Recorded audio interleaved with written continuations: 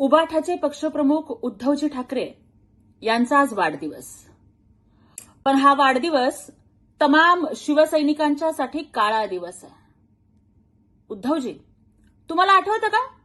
आजपासून 19 वर्षापूर्वी याच दिवशी जेव्हा मुंबई ही पुराच्या पाण्याने वेढलेली होती, तेव्हा हिंदुहृदय सम्राट बाळासाहेब ठाकरेंना मातोश्रीमध्ये एकटं सोडून तुम्ही पंचतारांकित हॉटेलमध्ये तुमचा वाढदिवस साजरा करत होता. केक कापताना किंवा मेणबत्त्यावरती फुंकर मारताना ज्या वडिलांच्या नावावर आणि जीवावर तुम्ही हे सगळं अनुभवताय, उपभोगताय, त्यांची आठवण सुद्धा तुम्हाला नाही झाली.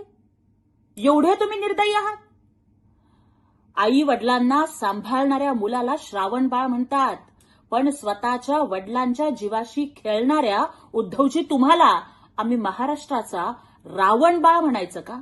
बहिणाबाई जसं म्हणतात की इमान आले इसरला त्याला नेक म्हणू नये, जन्मदात्याला भोवला त्याला लेक म्हणू नये, ही ओळ तुमच्यावरती तंतोतंत लागू होते.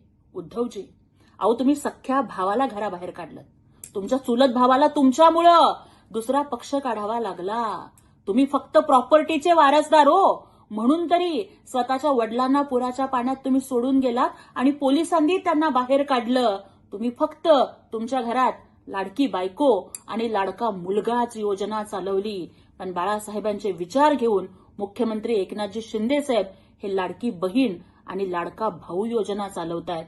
उद्धवजी, तुमचा वाढदिवस हा खरोखरच शिवसेनेसाठी आणि शिवसैनिकांच्यासाठी काळा दिवस आहे.